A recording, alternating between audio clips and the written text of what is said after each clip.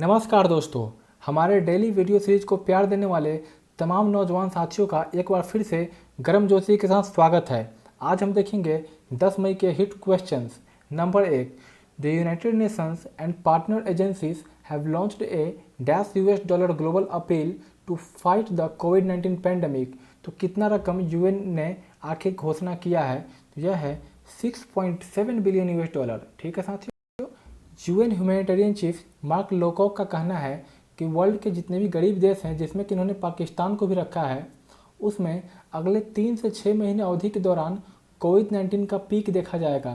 तो यह चाहते हैं कि इससे पहले यह रकम उन राष्ट्रों को सबल बनाने में मजबूती प्रदान करेगा, सहायता प्रदान करेगा। वहीं WHO के जो डायरेक्टर जनरल है डॉक्टर टेड्रोस, इनका कहना है कि यह रकम काफ़ी कम है और इसे और बढ़ाया जाना चाहिए। अगर यूएन की बात करें तो यूएन की स्थापना हुई थी 1948 में, ठीक है, और इसका हेडक्वार्टर है न्यूयॉर्क यूएस। न्यूयॉर्क यूएस में ही यूनिसेफ का भी हेडक्वार्टर है, ठीक है, याद रखें आप इसको। अगर वहीं WHO की बात करें, वर्ल्ड हेल्थ ऑर्गेनाइजेशन, तो इसका हेडक्वार्टर है जिनेवा स्विट्ज़रलैंड में, ठीक है। और ILO का भी हेडक्वार्टर यहीं पे है, इंटरनेशनल लेबर ऑर्गेनाइजेशन। ILO अभी चर्चा में है क्योंकि भारत में कुछ राज्य जैसे कि उत्तर प्रदेश, मध्य प्रदेश, ऐसे ऐसे राज्यों में वहाँ की जो लेबर लॉज थे उसमें तब्दीली कर दी गई है वहाँ के राज्य सरकारों के द्वारा। उनका यह मानना है कि जितने भी कंपनियाँ जो कि चाइना से उठकर अपना मैन्युफैक्चरिंग यूनिट कहीं और लगाना चाहती है, उनका ऐसे ऐसे राज्यों में स्वागत है। तो जैसे कि एक नियम यह है कि 12 घंटे से अधिक भी काम अब लेबर कर सकते हैं। तो इस कारण यह इम्पोर्टेंट हो जाता है कि ILO का हेडक्वार्टर आप याद रखें कि जिनेवा है, इंटरनेशनल लेबर ऑर्गेनाइजेशन। वह उसी तरह यूएन की एक और सब्सिडरी है UNCTAD, ठीक है। इसमें ट्रेड के लिए स्टैंड करता है, तो इसका भी जिनेवा में है। अगर ट्रेड की हम बात कर रहे हैं तो आपको बता दें कि सबसे बड़ी संस्था WTO, वर्ल्ड ट्रेड ऑर्गेनाइजेशन, इसका भी जिनेवा में ही हेडक्वार्टर। और हमने कल देखा था कि रेड क्रॉस डे मनाया गया था, तो रेड क्रॉस सोसाइटी का हेडक्वार्टर भी जिनेवा में है। और एक और संस्था WIPO, world intellectual property organisation, IP इसमें इंटेलेक्चुअल प्रॉपर्टी है, इसका भी जिनेवा में है। तो यह काफ़ी इंपॉर्टेंट है, आप बिल्कुल बिल्कुल बिल्कुल इसे स्क्रीनशॉट ले लें और इसे याद रखें। एग्ज़ाम में ज़रूर फ़ायदा होगा, चाहे वह कोई भी एग्ज़ाम हो। अगर हम सारी कंट्रीज अपने अपने कदम पे अपने अपने हिसाब से कोविड के लिए वैक्सीन ढूंढ रही है, उसी तरह अमेरिकी राष्ट्रपति ने एक ऑपरेशन वार्प स्पीड योजना जारी की है। ऑपरेशन वार्प स्पीड, तो स्पीड से पता चल रहा है कि यह कुछ स्पीडी कार्यक्रम जैसा है। तो इसमें यह है कि वह चाहते हैं कि चाइना या किसी अन्य देश से पहले वह वैक्सीन बना ले। तो एक तरह से चाइना और US में होड़ लग गई है कि सबसे पहले वैक्सीन कौन बनाएगा। कुछ इसी तरह 1961 में सोवियत और US में हुआ था कि सबसे पहले स्पेस में कौन जाएगा, 1961 में। अभी हम यह देख रहे थे कि इससे पहले चाइना से ट्रेड में और 5G रोल आउट में पहले ही अमेरिका कम्पीट कर रहा था, और अब सबसे पहले वैक्सीन बनाने में भी कंपटीशन हो गई है, ताकि वह देश जो सबसे पहले वैक्सीन बनाएगा वह विश्व शांति के लिए अपने आप को प्रमोट कर सकता है, बता सकता है और अपना प्रभुत्व विश्व पर दिखा सकता है। तो जो अमेरिका की सबसे बड़ी संस्थान है जो यह कर सकती है वह है BIO, बायोटेक्नोलॉजी इनोवेशन ऑर्गेनाइजेशन, और इसका हेडक्वार्टर है वाशिंगटन DC। मैं जो लिख रहा हूँ मेरे उस पर काफ़ी ध्यान रखें, वाशिंगटन DC में कुछ और भी संस्थान है जिसका हेडक्वार्टर है, जैसे कि IMF और वर्ल्ड बैंक, ठीक है। ओके, तो बढ़ते हैं अगले प्रश्न की तरफ। India sent a 12.5 tons gift consignment of essential medicine and medical items to which country as a special friendly gesture during the ongoing auspicious Vesak week. तो विजैक वीक, जिसको कि हम डे ऑफ फुल मून भी कहते हैं, माना जाता है कि इसी दिन गौतम बुद्ध का जन्म, उनको इनलाइटनमेंट और महापरिनिर्वाण मतलब कि उनका डेथ इसी दिन हुआ था। तो आपको बताना है कि यह कौन सा देश है। आप पिक्चर में देख सकते हैं, यह है महिंदा राजपक्षे। तो इसका सही जवाब हो जाएगा श्रीलंका।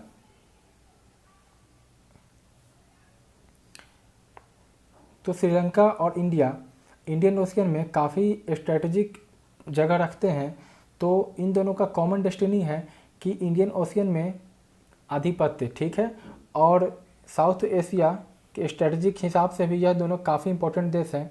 तो भारत सरकार चाहती है कि इसका काफ़ी मदद करे श्रीलंका का। श्रीलंका कैपिटल है श्री जयवर्धनापुरा कोट्टे कोलंबो। श्री जयवर्धनापुरा कोट्टे इसका एडमिनिस्ट्रेटिव कैपिटल है, प्रशासनिक कैपिटल। वहीं कोलंबो इसका जुडिशियल और एग्जीक्यूटिव कैपिटल है, ठीक है। तो आप यह याद रखें। श्रीलंका के प्रेसिडेंट का नाम है गोटाबया राजपक्षे और प्राइम मिनिस्टर है महिंदा राजपक्षे। तो आखिर भारत इतना मदद कर क्यों रहा है? इसका एक कारण यह है कि कुछ दिन पहले नरेंद्र मोदी ने बोला था कि जितने भी सार्क देश हैं उसको भारत मदद करेगा। सार्क देश 8 देशों से मिलकर बना है, जिसमें श्रीलंका, पाकिस्तान, बांग्लादेश ऐसे ऐसे देश हैं। सार्क का फुल फॉर्म है south Asian association for regional cooperation, ठीक है। तो साउथ एशिया के देश इसमें है। तो आपको पता होगा कि पाकिस्तान को भी भारत ने HCQ हाइड्रोक्लोरोक्विन भेजा था और उसी के साथ श्रीलंका में भी भारत ने दवा भेजा, ठीक है।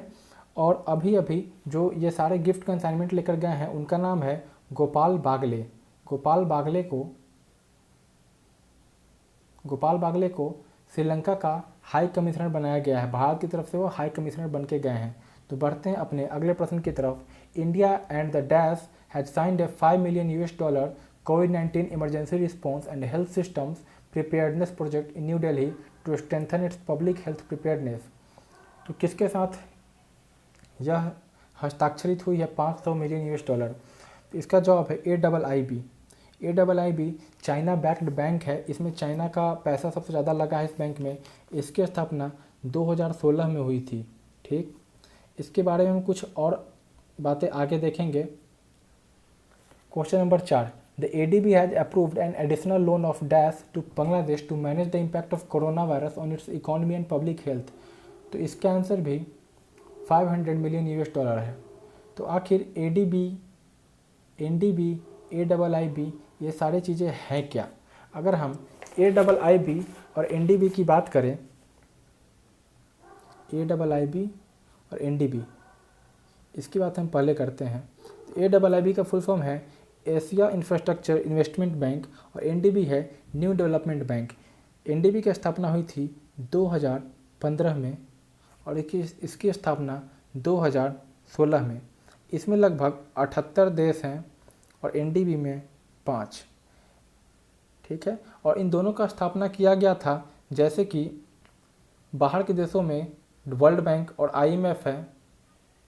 आपने तुरंत देखा इन दोनों का हेडक्वार्टर वाशिंगटन DC में। तो उसके टक्कर में एशिया ने भी बनाया AIIB और NDB।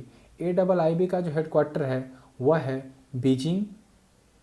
बीजिंग चाइना और NDB का हेडक्वार्टर है वह भी है शंघाई चाइना। तो आप समझ सकते हैं, ठीक है साथियों। और NDB की बात करें तो NDB में जो वोटिंग राइट्स होते हैं वह इक्वल होते हैं, ठीक है, इक्वल वोटिंग राइट। वहीं AIIB में ऐसा नहीं है। AIIB में जिस कंट्री का जितना ज़्यादा पैसा है, कैपिटल है, उसका वोटिंग राइट उतना ही होता है। तो इसमें वोटिंग राइट जो होता है काफ़ी डिफरेंट होता है। तो आप यह स्क्रीनशॉट ले लें। वहीं अगर हम बात करें कि AIIB, NDB और AIIB में क्या डिफरेंस है, तो इसको हम देखते हैं। काफ़ी क्लियर हो जाएगा सारे एग्जाम्स के लिए आपको। तो ADB जो है, अगर स्ट्रक्चरली देखें, स्ट्रक्चरली AIIB ADB की तरह है, ठीक है। और WB वर्ल्ड बैंक और IMF की तरह है। AIIB एशिया पैसिफिक रीजन जो है उसमें ऑपरेट करती है, एशिया पैसिफिक रीजन। उसी तरह ADB भी एशिया पैसिफिक रीजन में ऑपरेट करती है। जबकि NDB जो है वह मेनली ब्रिक्स नेशन इसमें ऑपरेट करती है, ठीक है। ब्रिक्स का फुल फॉर्म आपको पता ही होगा, ब्राज़ील, रसिया, इंडिया, चाइना। यह पहले ब्रिक था, फिर साउथ अफ्रीका आया तो इसका फुल फॉर्म ब्रिक्स हो गया। इसके हेडक्वार्टर केवी कामत है, ब्रिक्स के, NDB के केवी कामत इंडिया के। तो AIIB जो है इसका काम यह है कि जो भी इंफ्रास्ट्रक्चर के लिए मीन्स एशिया पैसिफिक रीजन में जो भी इंफ्रास्ट्रक्चर का डेवलपमेंट होगा, इसके लिए जो कैपिटल का जो डिमांड एंड सप्लाई का गैप है उसको पूरा करता है AIIB। तो यह इंफ्रा में कैपिटल डालता है ताकि डेवलपमेंट हो। उसी तरह NDB जो है यह बेसिकली इन्वायरमेंट पे फोकस्ड है। इन्वायरमेंट और सस्टेनेबल डेवलपमेंट प्रोजेक्ट जितने भी होंगे, वैसे प्रोजेक्ट जो सस्टेनेबल होंगे और इन्वायरमेंट से रिलेटेड होंगे, उनमें यह फोकस्ड है। उसी तरह ADB का जो काम है एशिया पैसिफिक रीजन में पॉवर्टी रिड्यूस करना है, पॉवर्टी रिड्यूस करना। NDB का हेडक्वार्टर संघाई है, AIIB का बीजिंग है और ADB का मैंडलेयोंग फिलीपींस में है। फिलीपींस की राजधानी मनीला है और उसका करेंसी पीसो है। ठीक है साथियों, तो हम देखते हैं कि तीनों का जो मेजर काम है इकोनॉमिक डेवलपमेंट है, बट अगर नुआंसेस में जाएं तो यह तीनों अपने आप में डिफरेंट है। ADB का स्थापना हुआ था 1966 में, आपको पता है NDB 2015 में और AIIB 2016 में। बढ़ते हैं, आप इसको स्क्रीनशॉट जरूर ले लें। बढ़ते हैं अगले प्रश्न की तरफ। United Nations Environment Programme UNEP has extended the term of Bollywood actress Dia Mirza as the ambassador of India till which year. 2022 तक दिया मिर्जा का कार्यकाल बढ़ा दिया गया है। UNEP का हेडक्वार्टर है नैरोबी, केन्या और इसके हेड हैं इंकर एंडरसन। बढ़ते हैं अगले प्रश्न की तरफ। Which state has become the first state in the country to provide midday meal ration. तो सबसे पहला राज्य बन गया है वह है मध्य प्रदेश। अभी कोरोना के कारण बच्चे स्कूल नहीं जा पा रहे हैं, तो उनके खाते में ही जो भी मध्य प्रदेश के प्राइमरी और मिडिल स्कूल के बच्चे हैं उनके खाते में पैसे जब भेज दिए गए हैं उनके पेरेंट्स के खाते में, और जो ही मिड डे मील राशन है वह उनके घर पे ही मीन्स डोर स्टेप मुहैया की जा रही है। तो यह पहला राज्य बना है इस तरह का काम करने वाला। अगला question, the Iranian parliament has announced the decision to replace its currency rial with another basic unit of currency called. तो ईरान की सरकार ने रियाल को हटाकर एक नए करेंसी को रखा है जिसका कि नाम है टोमान। ठीक है, टोमान। तो आखिर करेंसी बदलने के पीछे कारण क्या था? तो ऐसा इसलिए हुआ कि 2015 के आसपास अमेरिका ने इस पे काफ़ी सैंक्शन लगा दिए। उनका कहना था कि यह जो भी न्यूक्लियर डील हुए थे उसके हिसाब से यह देश काम नहीं कर रहा था और उन्होंने अपने टाइस इससे तोड़ लिए। इस कारण रियाल का जो प्राइस था, रियाल का जो वैल्यू होता है इंट्रिंसिक वैल्यू, वह काफ़ी शार्प डिक्लाइन इसमें देखा गया और वह इतना गिर गया कि उसके रियाल के जो वैल्यूज़ है उसमें 4 जीरोस उसमें से कट करने पड़े, 4 शून्य कट करने पड़े और फिर तोमान बना। तो ईच तोमान विल बी वर्थ 1000 रियाल्स। आप देख सकते हैं 1 तोमान इजकल टू, जो मैं बोल रहा हूँ 4 जीरो, 1:10⁴ रियाल। तो कृपया यह याद रखें।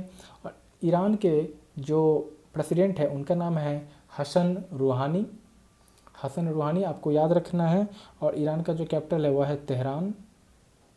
ठीक है, और ईरान की आबादी अगर आपको बताएं तो यह लगभग 8 करोड़ के आसपास है। और एक मज़ेदार बात, ईरान को ही सबसे पहले हम पर्सिया के नाम से जानते थे, Persia.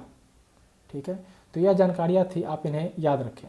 Question number 8, which country has launched a new rocket along with the prototype deep space spacecraft that is Long March 5B rocket recently। तो सही आंसर इसका चाइना। तो चाइना ने ही लॉन्ग मार्च 5B रॉकेट का प्रोटोटाइप बनाया है और उसे लॉन्च किया। तो बढ़ते हैं अपने अगले प्रश्न की तरफ। Which state government has increase the retirement age of the government staff, teacher and those in public sector units to 59 years. तो यह राज्य है तमिलनाडु। इससे पहले यह उम्र था 58 ईयर्स, तो उसको 1 साल से बढ़ाकर 59 कर दिया गया है। तमिलनाडु के जो मुख्यमंत्री है वह है ई पलानीस्वामी और तमिलनाडु का जो कैपिटल है वह है चेन्नई। तो बढ़ते हैं अपने आखिरी प्रश्न की तरफ। Which state has banned manufacture, sale and storage of 11 brands of pan masala for a year. तो ऐसा करने वाला राज्य बन गया है हेमंत सोरेन, जिसके मुख्यमंत्री हैं, जी हाँ, झारखंड। झारखंड की राजधानी है रांची। तो ऐसा इसलिए हुआ कि उनका कहना है कि पान मसाला हृदय और फेफड़ों पे काफ़ी नुकसान पहुंचाती है और उन्होंने कोविड को मद्देनजर रखते हुए 11 ब्रांड पे बैन लगा दिया गया है। तो साथियों, ये थे हमारे आज के क्वेश्चंस। तो आशा है आपको मज़ा आया होगा। कृपया हमारे चैनल को सब्सक्राइब करें और बेल बटन को ज़रूर प्रेस करें। अगर आप चाहते हैं कि हम आपको लाइव जीके पढ़ाएं, लाइव ढेर सारे वीडियोस दें, तो हमें कम से कम 1000 सब्सक्राइबर चाहिए। तो यह आपके ऊपर है किस क्रिएटिविटी के तहत आप 1000 सब्सक्राइबर हमारे बनाने में मदद करते हैं। आप अपने टाइमलाइन पर शेयर करें, दोस्तों के बीच शेयर करें, काफ़ी यह अच्छा रहेगा हमारे लिए। तो साथियों, कोई भी बात हो, कुछ भी कहना हो लाइट मोड को, इसे अपने दोस्त की तरह समझें और hi@lightmode.in पे कोई फीडबैक या सजेशन दे या कुछ पूछना हो तो हमें बताएं। तो ठीक है साथियों, इसी के साथ विदा लेते हैं। सी यू सून, बाय बाय।